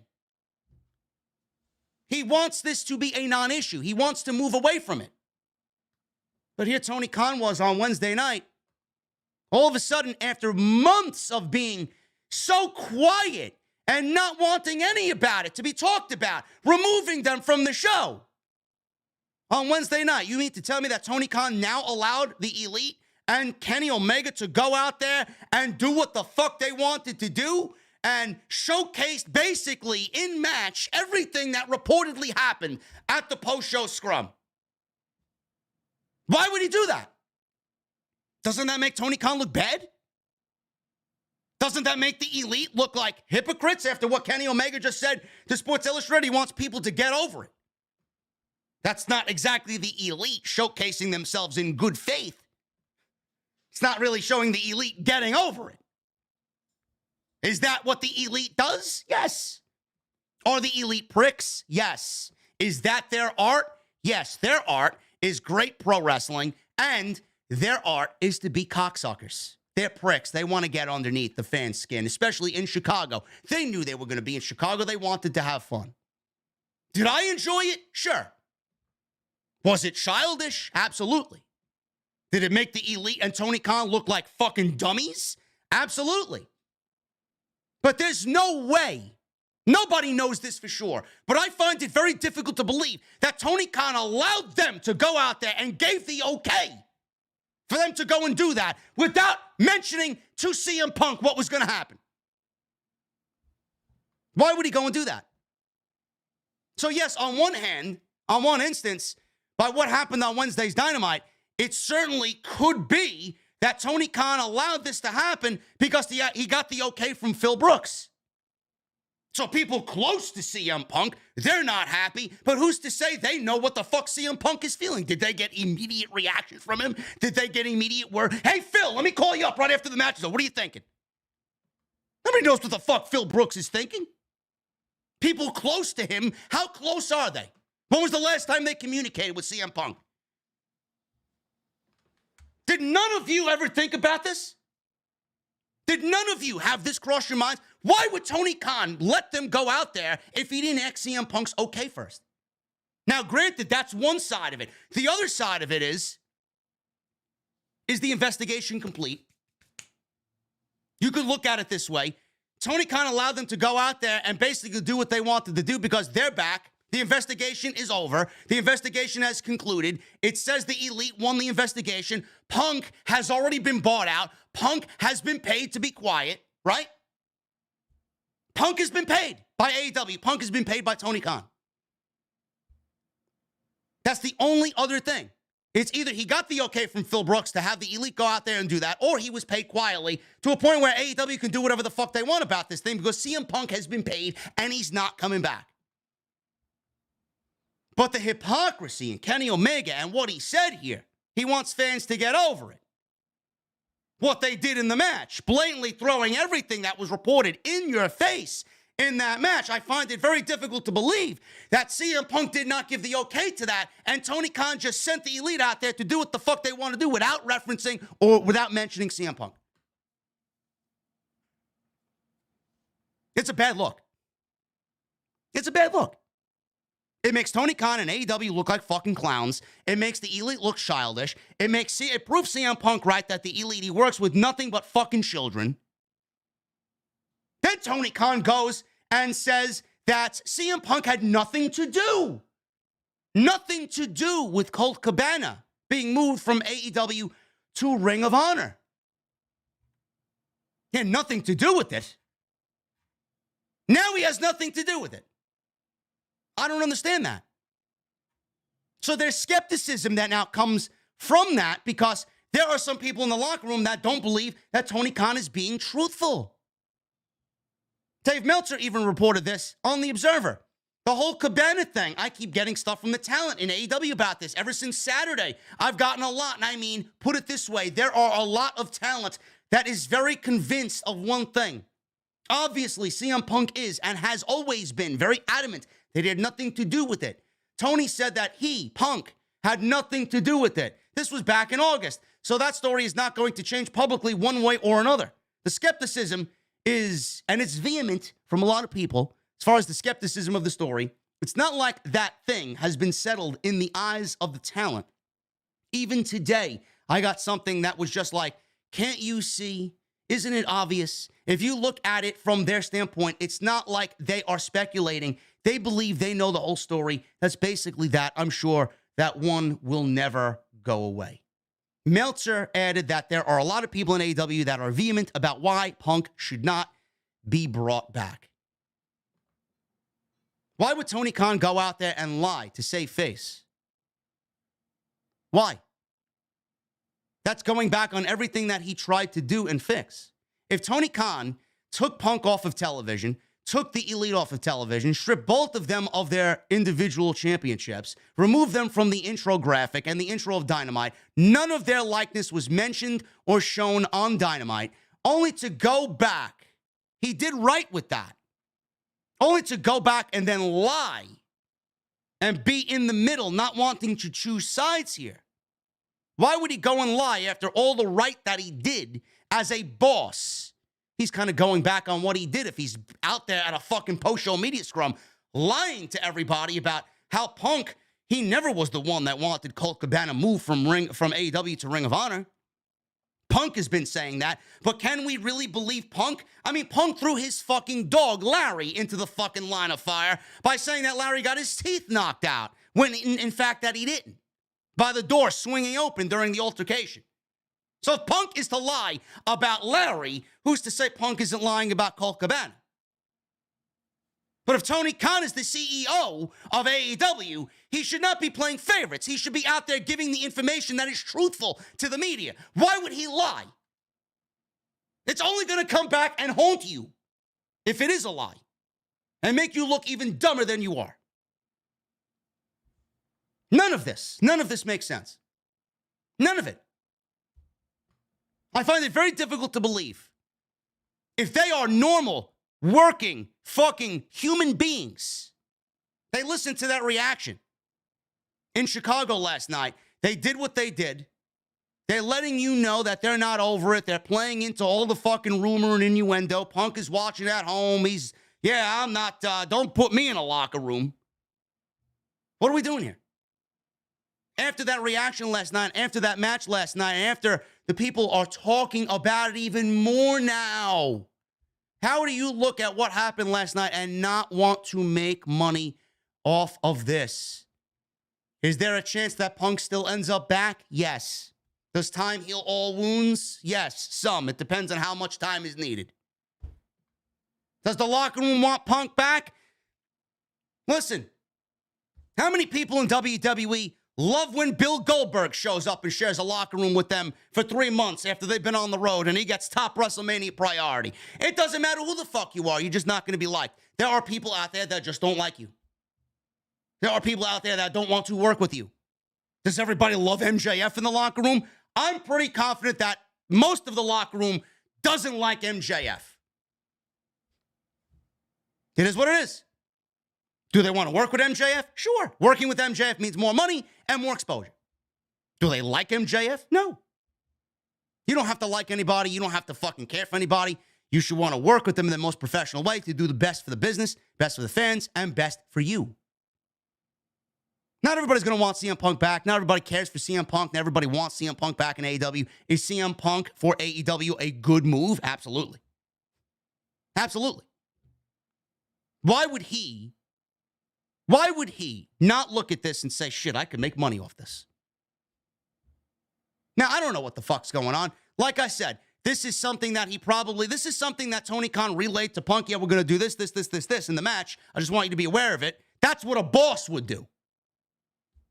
And then this is all one huge elaborate work. And that his return is being planned. Or what this means and what they did in their actions last night are like, all right, well, Punk's being bought out. Punk is going to be gone. We're going to pay him whatever he wants. No compete. Sit at home. Shut your fucking mouth. We're going to do what we want to do. Business is going to run as usual. I got these guys. They're my EVPs. They're going to do what they want to do. Simple. It's one or the other. Which one is it? Which one is it? I don't know how you watched that match last night and not want to make money off of this entire situation. AEW is going to the United Kingdom in 2023. Meltzer said summer of 2023. They're going to fill out Craven Cottage for 35,000 fucking people. You don't think that Kenny Omega versus CM Punk in the main event would sell out that fucking stadium in one day?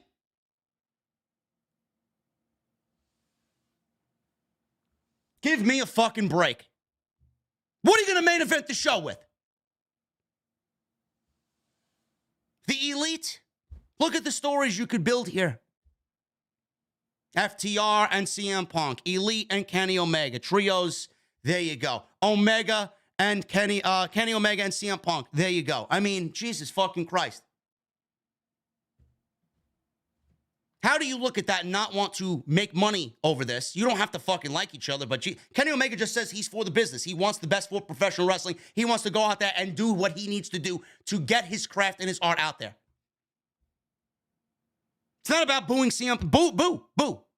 This is not CM Punk and CM Punk against the Elite and Kenny Omega. This is about making what is best for business. So why not? It's what Kenny Omega said in this Sports Illustrated interview. A little glimpse into what is going on. I cannot talk about it. I do want the fans to know I still want the best for pro wrestling. It's people trying to show off our craft. You can boot Kenny Omega, the Young Bucks, or CM Punk, but I hope people don't forget we're human beings struggling to show our art. Could be a desperate cry for Kenny Omega to go out there and really say, hey guys, without actually saying, we're trying to give you our perception of what pro wrestling is. Please stop talking about it. And that means Punk is on his way back. I don't know. But if Tony Khan allowed the Elite to go out there and do what they did without getting back to CM Punk about what's going on? Don't you think that makes AEW look like a bunch of fucking clowns?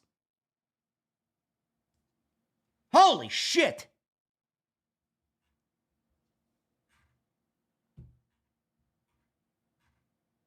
And finally, guys, we're going to go over this Thunder Rosa story. Apparently, Thunder Rosa was relinquished of the AEW Women's Championship. Now, this was something that should have never even gone to this point. An interim championship should have never been created. Thunder Rosa should have been the one to give up the championship when she announced her injury. I don't know where people are coming. Maybe it was reported. Maybe I missed it. I have no fucking idea. Some people are telling me Tony didn't want to take the title off of Thunder Rosa. Thunder Rosa wanted to relinquish the title, but Tony said no. I don't know. I don't know what to believe. I don't know where people are getting that information from. If somebody can really find that for me, I'd love to know. If that's the case, fine. Doesn't really mean anything because interim should have never even been a thing because it just caused a downward spiral everywhere it went. So now Dave Meltzer is talking about a possible return date for Thunder Rosa. Thunder Rosa, the announcement that she's no longer AEW Women's Champion, was announced on Dynamite last night. Jamie Hayter has gone from interim to full-time champion, undisputed champion. Also, Toni Storm's reign is now undisputed and no longer interim. But that doesn't really mean much of anything because she operated the entire fucking reign under interim. She defended that title as the interim women's champion. Jamie Hayter hasn't defended the title because she just won it on Saturday. So clearly this benefits more Jamie Hayter and none of Toni Storm. It's a bad look. It doesn't matter if you are now claiming that, yeah, Toni Storm operated under undisputed and not interim. She did. No matter how you spin it, Toni Storm was an interim women's champion. Toni Storm is going to have that follow her for that entire reign. When people think back to Toni Storm's title reign, she will be known as the interim champion. That's all people will remember. They will not be recognizing her as undisputed. What did she do that was undisputed? Nothing. Jamie Hayter hasn't had one defense. She just won it on Saturday. She will be operating as undisputed because now the announcement was made before she even got started, Jamie Hayter, that she relinquished the title to Thunder Rosa. Rosa hasn't wrestled since August 10th due to back injuries, hence why she's been forced to give up the title. Dave Meltzer, last night, talked about this. He says, and I quote, "The deal with Rosa was that when she went down, she was going to lose the title at All Out to Toni Storm. They expected her back November, December, in that time frame, and I think the feeling was because of what happened with Punk, where they gave him a couple of months to be consistent, they would have to do the same thing here. Now it's looking like February. And I think now they're thinking February may be too long. So he's saying February, but AEW thinks February may be too long. February kind of lines up with what Jesse and I talked about. We're looking at Britt Baker and Jamie Hayter potentially for Revolution, right?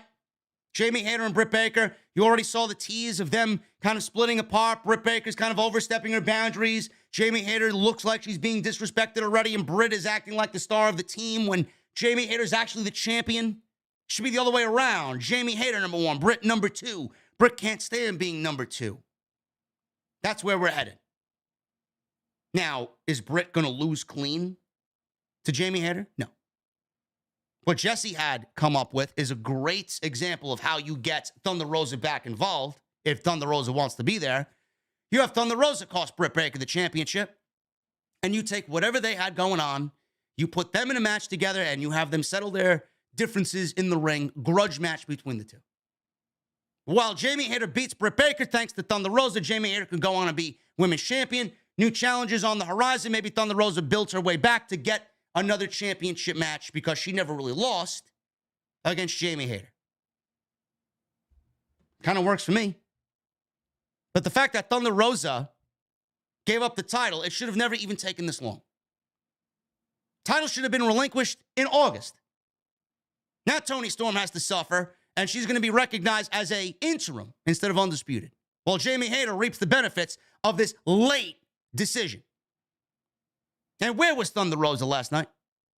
Got people crying in my Twitter mentions. Oh, you never had a back injury. She can't travel. I'm sorry. Is she a fucking cripple? Is she bedridden? I mean, I don't understand these fucking people. I hope you realize that Pac wrestled with a broken fucking nose last night. Legit. Let me see Pac get on a fucking airplane with a broken fucking nose.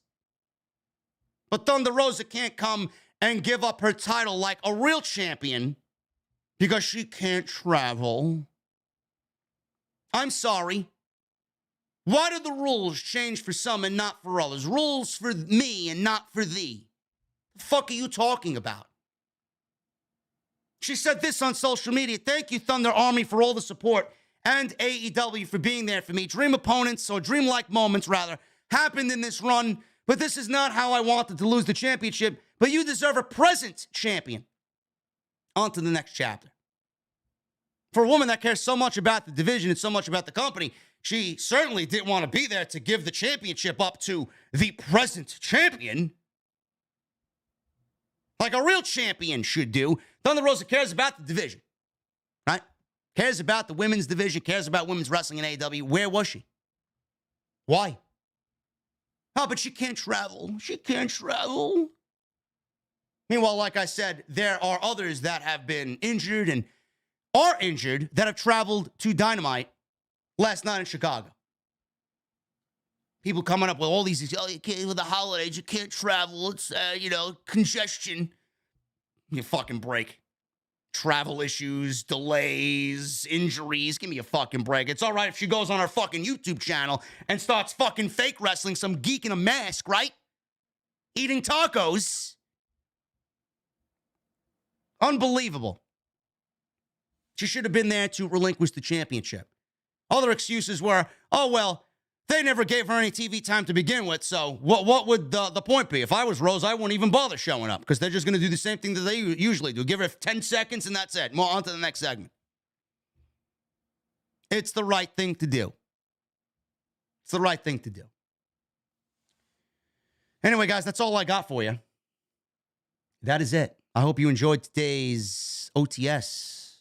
We're going to go over the super chats in just a little bit, but quickly, I want to make sure you guys are aware that we got a big weekend coming up. We got Survivor Series. We got the Go Home to Survivor Series on SmackDown. It'll be live on Friday night. There will be no Rampage on Friday night. Rampage is happening at 4 p.m. Eastern. No thank you. SmackDown only on Friday night. Go Home show for Survivor Series. I will be live on Friday for SmackDown and live on Saturday from the venue for War Games. War Games. War Games. Yes.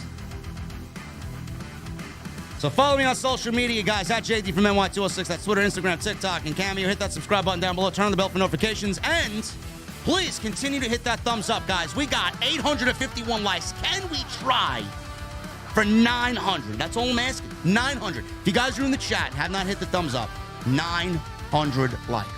Minimum.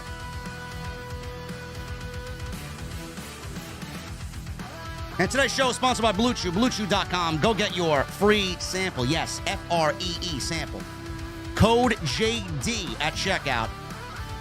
All you guys got to do is pay the shipping and handling. BlueChew.com. Joseph Taylor with the $2 super chat. JD, I was just joking about Riho. Listen, Joseph, we know, bro. We know, bro. You're in good standing, Joseph. Don't worry about it.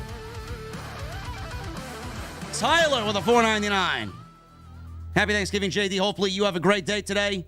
Have a safe holiday. I'm thankful for you and the OTS family. Thank you so much, Tyler.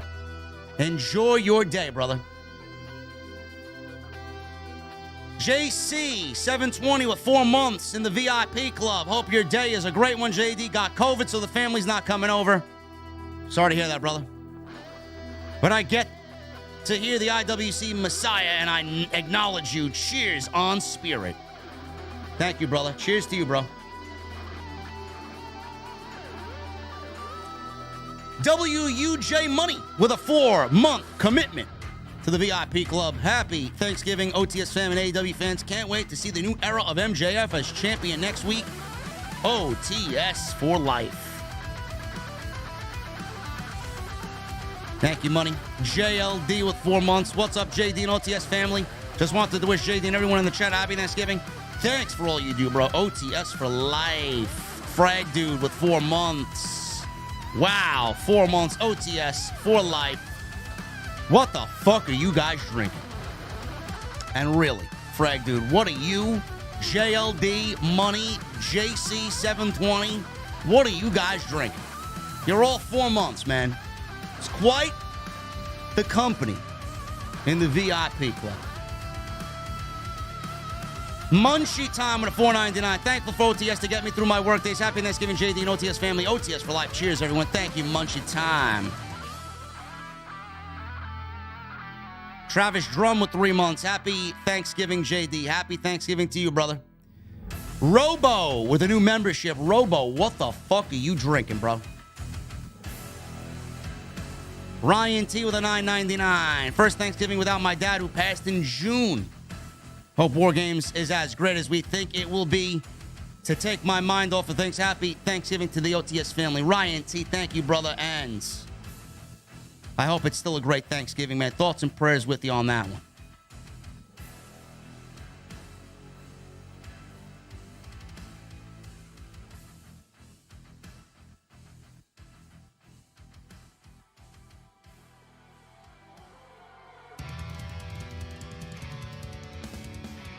Spontane with a $2 super chat. Today is my 26th birthday. Happy birthday, Spontane.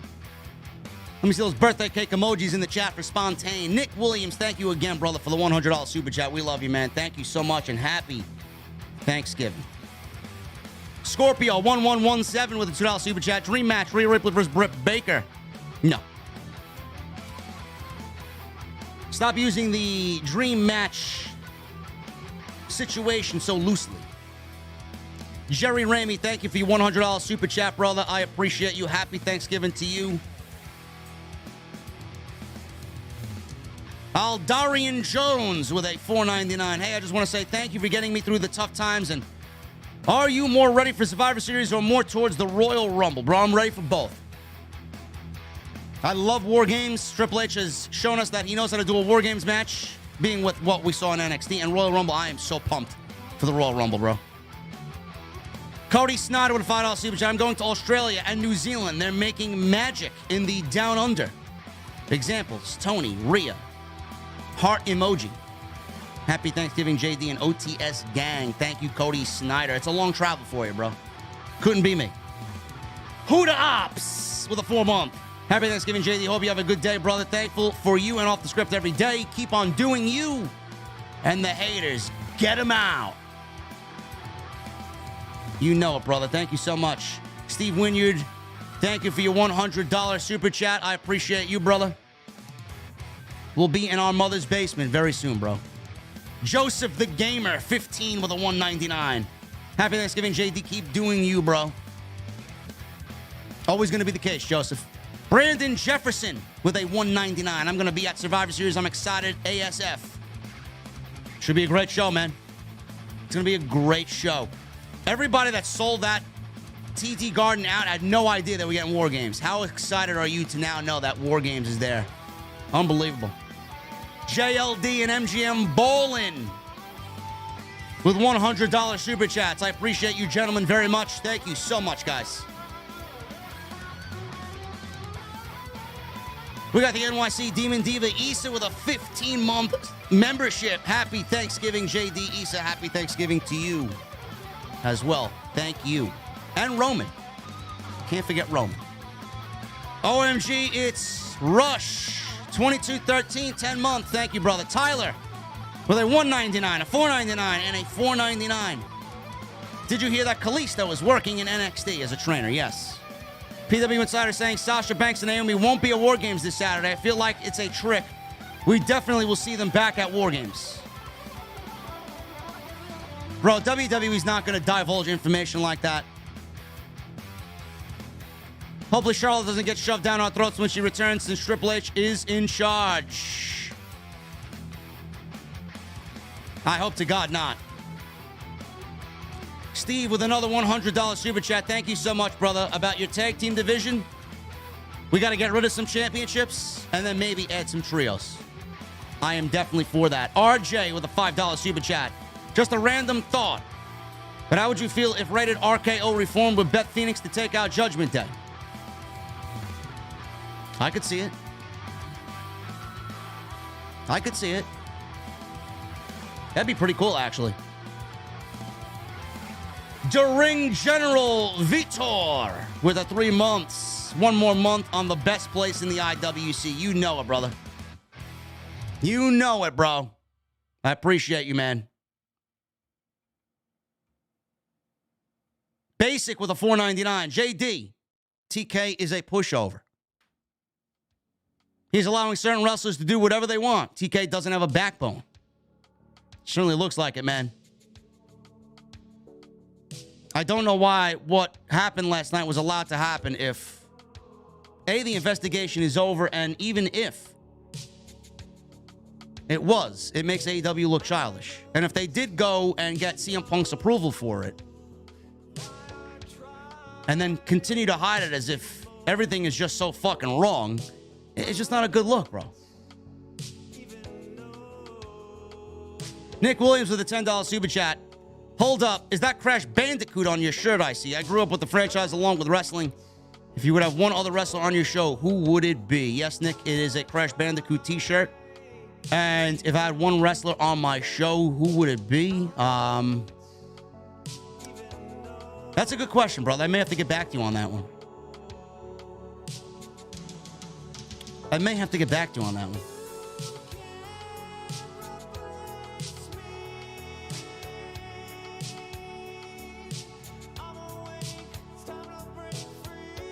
Watson with a $30 super chat. Thank you, brother. Joshua Lavacek with a $1.99. Happy Thanksgiving, JD. Thank you for all your hard work. I appreciate you being here, Joshua. Thank you so much. Joseph Taylor with a $2 super chat. My favorite Judas Priest song is Breaking the Law. Painkiller, bro. Painkiller. RJ with a $5 super chat. Happy Thanksgiving, brother. Ready for War Games. Yes.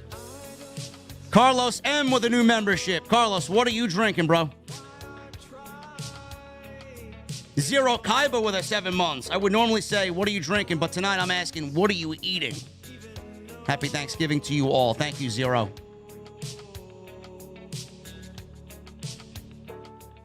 And Captain Solo. Happy Turkey Day, JD. What the fuck are you guys drinking? Oh, my goodness, man. Sasha Banks would definitely be up there as one of the people I'd have on my show. Yeah, Sasha. Both Sasha and her husband, actually. Jericho.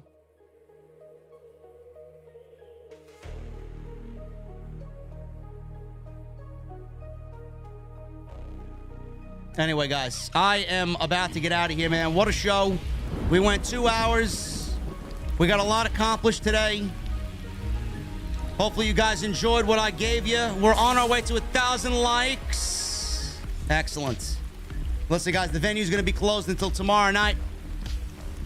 The venue is not participating in Thanksgiving. Only happy hour. We're closing. Go spend time with your fucking families, man. Get the hell out of here. Anyway, guys, enjoy whatever you guys got going on today.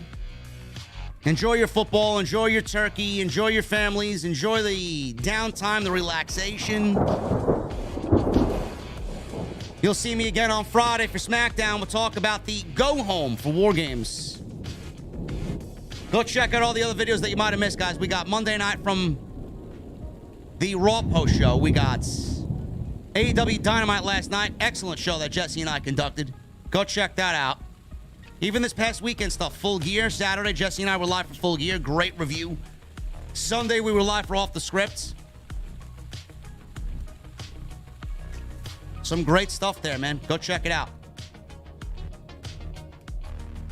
Follow me on social media for all the latest updates for all this busy wrestling weekend.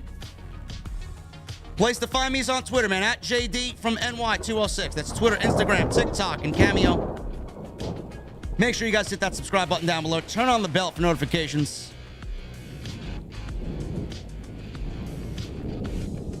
Continue to hit that thumbs up. We're inching closer and closer to 1,000 likes. And again, guys, SmackDown Friday night from the venue, live on OTS. Anyway, I'm getting out of here. Let me see those rock on emojis. Let me see those ace emojis. And let me see those Mustang emojis in the chat. That's number one. Number two, I'm going to need that music on max. Guys, I will see you Friday night right here from the venue on Off the Scripts, post SmackDown. Go home for War Games. See you guys later.